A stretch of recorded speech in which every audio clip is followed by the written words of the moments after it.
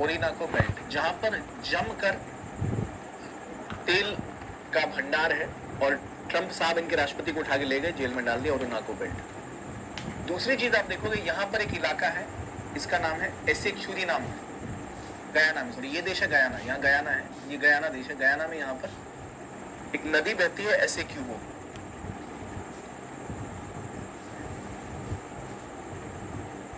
एसेक्यूबो। ये एक विवादित जगह है क्योंकि वेनेजुला का कहना है एसेक्यूबो तक जितना इलाका है तुम्हारा वो हमारा है, आधा देश ही क्लेम कर लिया है। ठीक है, इसको जरा जूम इन कर लेते हैं हम। यानी क्या किया है, देखो यहाँ ना इनकी राजधानी है जॉर्ज टाउन, ये आधा देश ही क्लेम कर लिया, कह रहा भाई यहीं तक हमारा देश है, ये देश ही हमारा है। इनको इतना क्यों याद आया, क्योंकि यहाँ पर इनको बहुत बड़ा तेल का गैस फील्ड मिला है, तो ये फिराक में है कि गैस का फील्ड इनको मिल जाए। तो अगर ये आधा देश क्लेम कर लेंगे, आधा देश इनका हो जाएगा, तो वो वहां से कब्जा उसके ऊपर कर लेंगे। ठीक है, चलो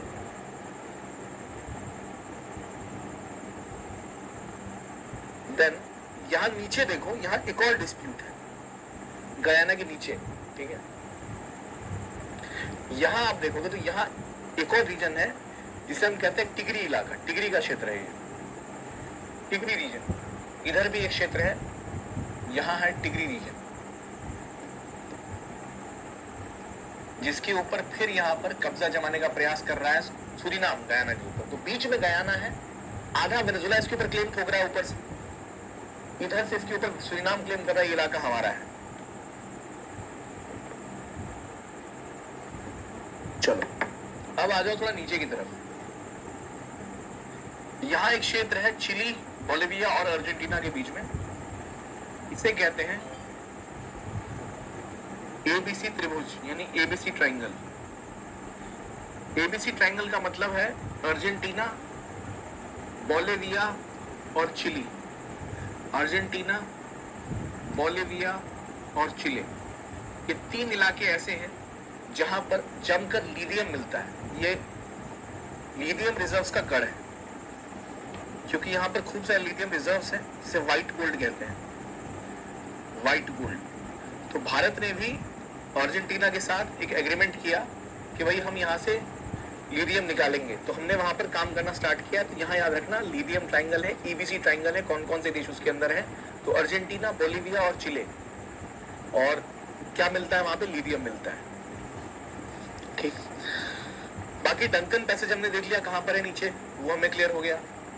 ब्राजील में अगर आप आ जाओ तो लोकेशन के लिहाज से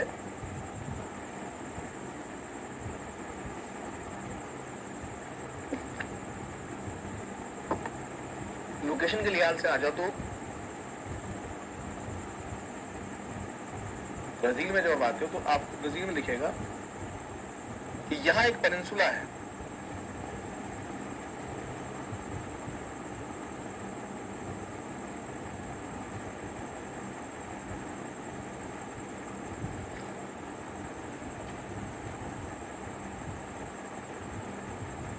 जहां आपके अमेज़न फॉरेस्ट इस रीजन में मिलेंगे। और यहां इसी क्षेत्र में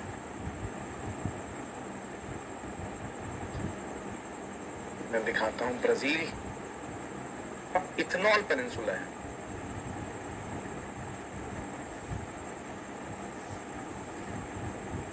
जहां जमकर इथेनॉल बनता है।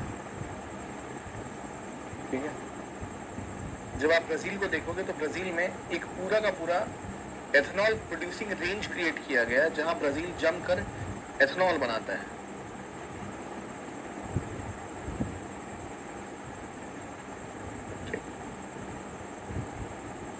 जिसे मातो ग्रोसो भी कहते हैं,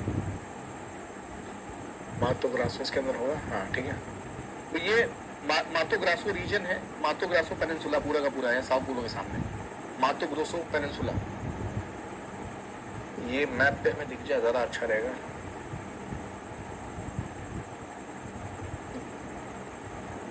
क्योंकि भारत एथेनॉल बहुत ज़्यादा बनाना चाहता है, तो इसलिए भी ये न्यूज़ में आया था। मातो ग्रासो पेनिनसुला,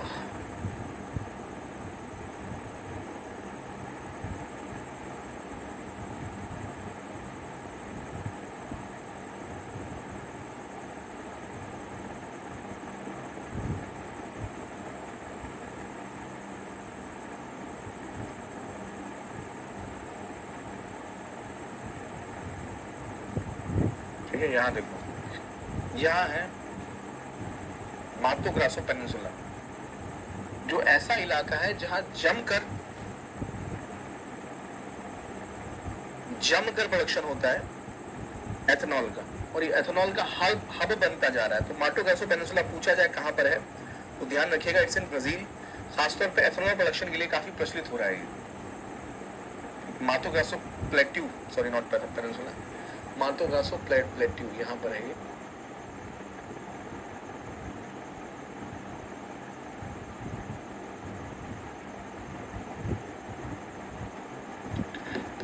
एथेनॉल प्रोडक्शन का गढ़ बन गया है। कौन सा इलाका? मातो ग्रासो, मातो ग्रासो प्लेट्यू, ठीक है।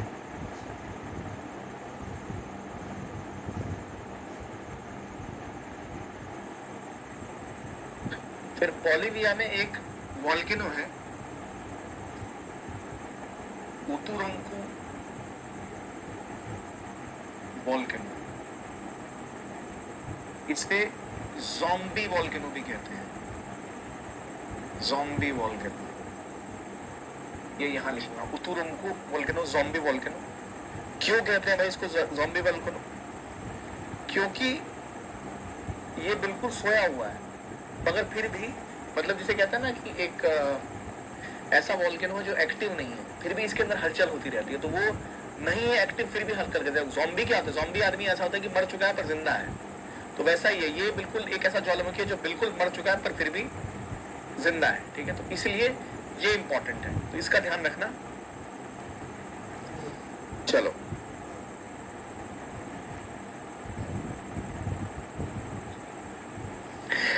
अब एक देख लेना, एल सल्वाडोर। इन लोगों ने बड़ा अच्छा काम किया है, कमाल का काम कर दिया। यहाँ देखो, यहाँ सेंट्रल अमेरिका में आओगे तो यहाँ एक छोटा सा देश है एल सल्वाडोर, ये है एल सल्वाडोर। एल सल्वाडोर वाले ने क्या किया, अपने राष्ट्रपति ने चुनाव बदला के हमेशा के लिए अपने आप को राष्ट्रपति नियुक्त कर लिया है, हमेशा वही राष्ट्रपति बनेंगे, कोई और, किसी और को टेंशन ही नहीं।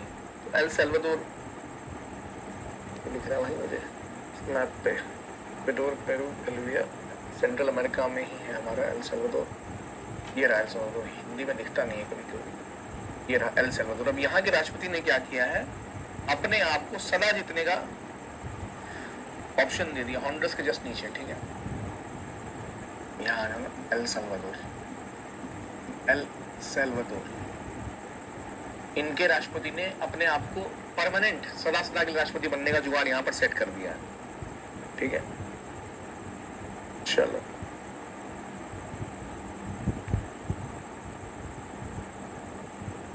अब इसके बाद कुछ क्षेत्र ऐसे हैं जो हमें ऑस्ट्रेलिया वाले करने हैं। चलो आ जाओ भाई,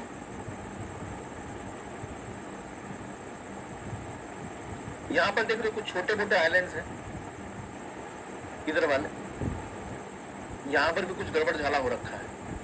तो क्या हो रखा है वो जरा हम कवर करते हैं, ठीक।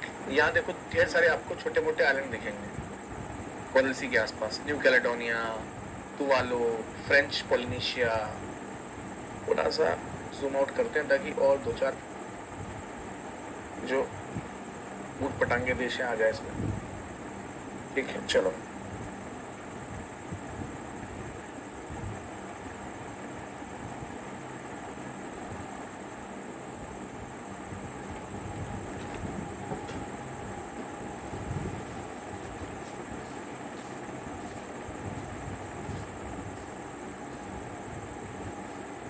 अच्छा, सॉरी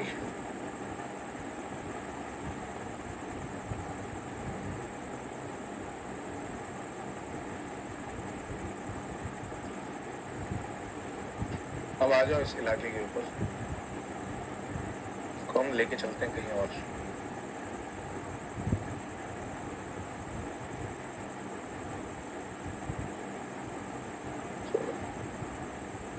छोड़ देते हैं इसको,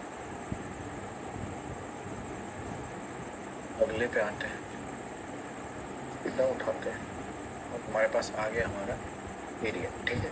तो आ जाओ भाई इस इलाके में, यहाँ कुछ देश है, इन देशों के बारे में थोड़ी जानकारी एकत्रित करना हमारे लिए बहुत महत्वपूर्ण है। ये देश आपको आमतौर पर याद नहीं होंगे, इसलिए ठीक है। चलो भाई,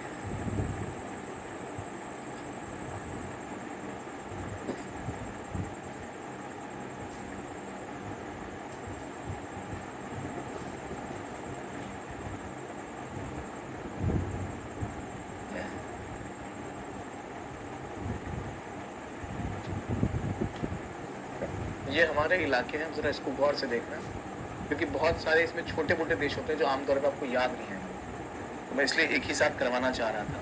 सबसे पहले आता है पॉइंट न्यू कैलेडोनिया का।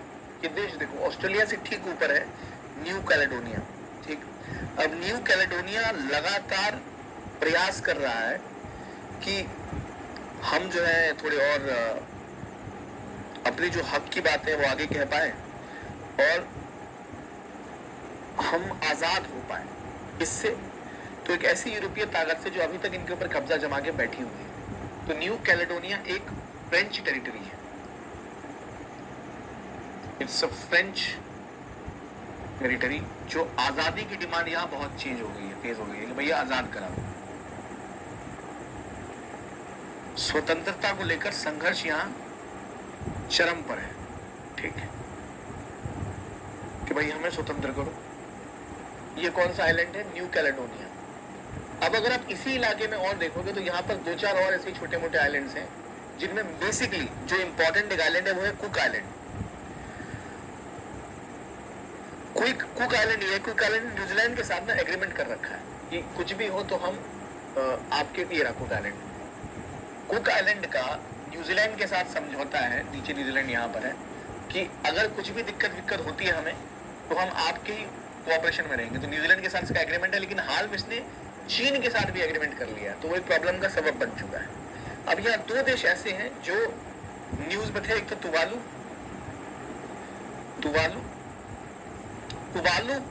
इसलिए न्यूज में था कि तुवालू ऐसा देश बन गया जो समुद्र के कारण पूरी तरह अब डूबने वाला है, ठीक, पूरी तरह डूबने वाला है।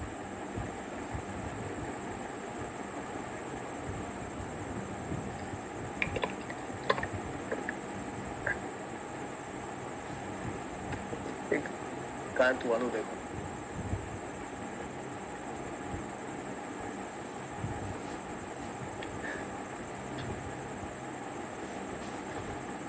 तो सिंपल बताता हूं, तुवालू, वनातू, ये सारे इधर ही हैं, तीन चार देश, ठीक है।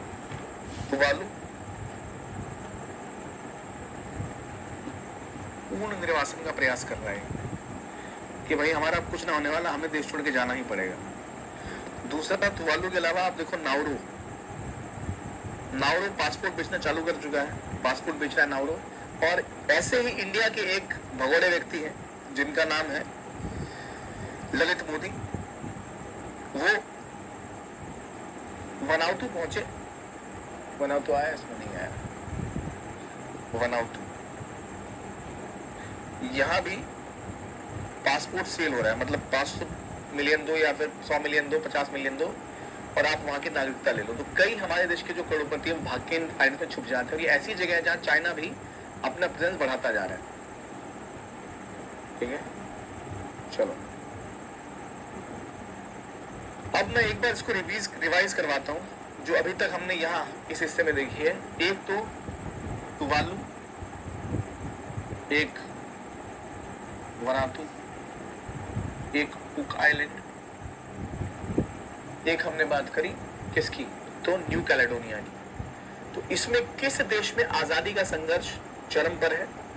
तो न्यू कैलेडोनिया में, जो कि फ्रेंच टेरिटरी है।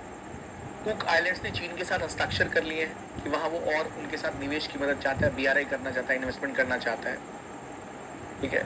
तो ये ध्यान रखने की जरूरत है कि यहाँ छोटे मोटे आइलैंड्स में चाइना क्या कर रहा है।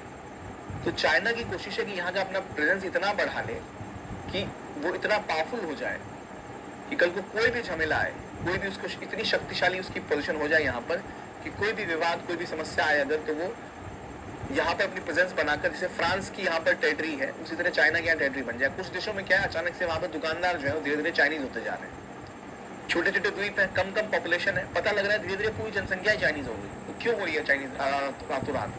ताकि लॉन्ग टर्म में वो अपने आप को सिक्योर कर सके, अपने आप को इंश्योर कर सके कि वहां पर वो स्टैब्लिश अपने आप को करता है कि भाई हमारा इलाका अब यहाँ पे रहेगा। ठीक है, चलो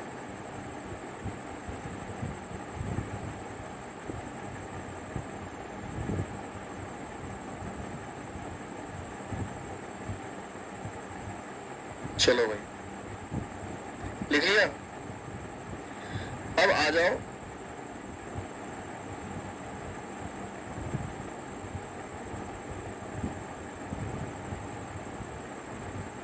झड़पों के ऊपर।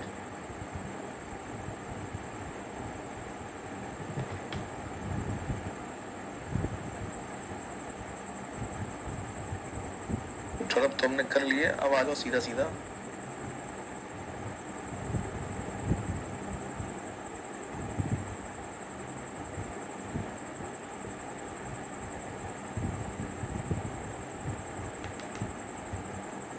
पाइपलाइंस के ऊपर।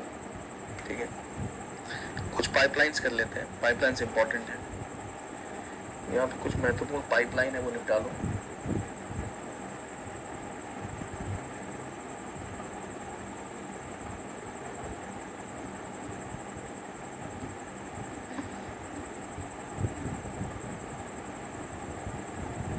जो खबरों में रही, तो उनमें कुछ खबरों में रहने वाली पाइपलाइन, जैसे सबसे पहले बड़े प्यार से आप लिख सकते हो सुमेध पाइपलाइन।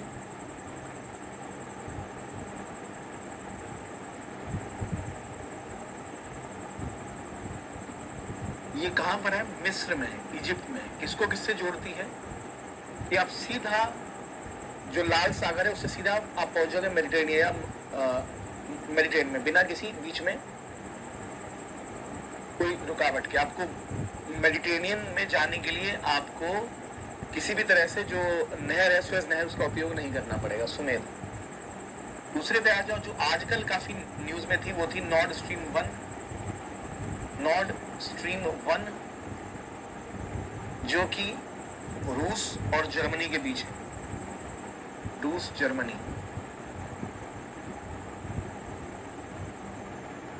ये बहुत सारी गैस रूस से जर्मनी भेजते थे इससे, लेकिन इसके ऊपर हमले करके इसको फोड़ दिया गया है। अभी क्षतिग्रस्त है ये। कहा जाता है इसके ऊपर अमेरिका ने ही बम मार के इसको तोड़ दिया ताकि रूस जो अपनी गैस न बेच पाए। एक और गैस पाइपलाइन है यूरोप की बहुत प्रचलित, नॉर्ड स्ट्रीम 2, जो कि बन रही थी लेकिन अभी तक अगेन रूस से यूरोप तक जाती है।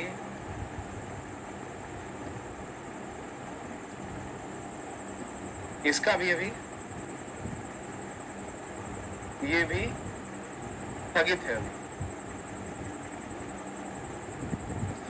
स्थगित। ठीक, अब देखो कुछ ऐसी पाइपलाइन है जो रूस से चलती है और यूक्रेन के थ्रू और बेलारूस के थ्रू यूरोप के देशों को बहुत ज्यादा गैस और तेल पहुंचाती है। उनमें एक पाइपलाइन है द्रुजबा पाइपलाइन, जिसके ऊपर हाल में हमला हुआ था।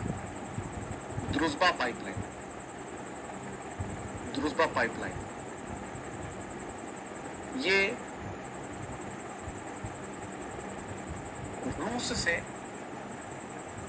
रूस से जाती है सीधा बेलारूस, और बेलारूस से जाती है यूरोप। इसके ऊपर हाल में क्षतिग्रस्त करने का प्रयास किया गया था। तो आपसे प्रश्न ये पूछा जा सकता है, क्या ये इलाका, क्या ये पाइपलाइन यूक्रेन से जाती है या ये पाइपलाइन बेलारूस से जाती है? तो द्रुजबा पाइपलाइन कहां से जाती है? बेलारूस से जाती है। फिर आ जाओ Yamal pipeline. Yamal pipeline, Yamal pipeline. अब ये यमल जो प्रायद्वीप है वहां से सीधा निकलती है। यमल प्रायद्वीप रूस में ही है, जहां बहुत सारे इनके पास भंडार है।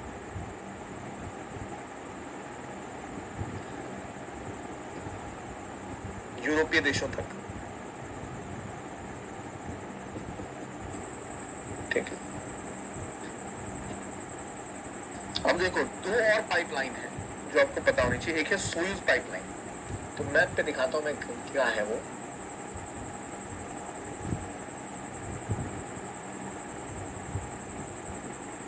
सोयूज एंड फ्रेंडशिप पाइपलाइन,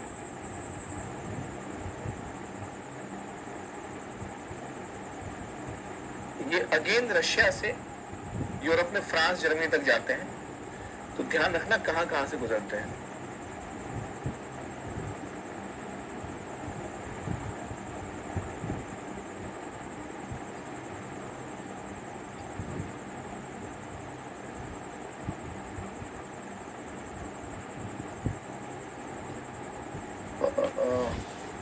देखो अब ये देखो, ये आपकी सोयूज पाइपलाइन है, यूक्रेन से गुजर रही है। पहले सोयूज पाइपलाइन दिखा देता हूं मैं आपको फिर।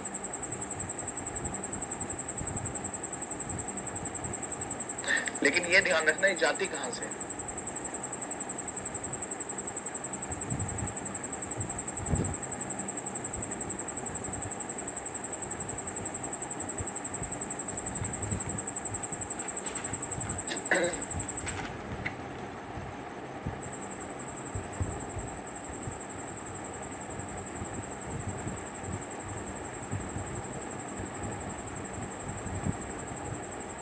अब ये देख सकते हो, ये सोयूज है,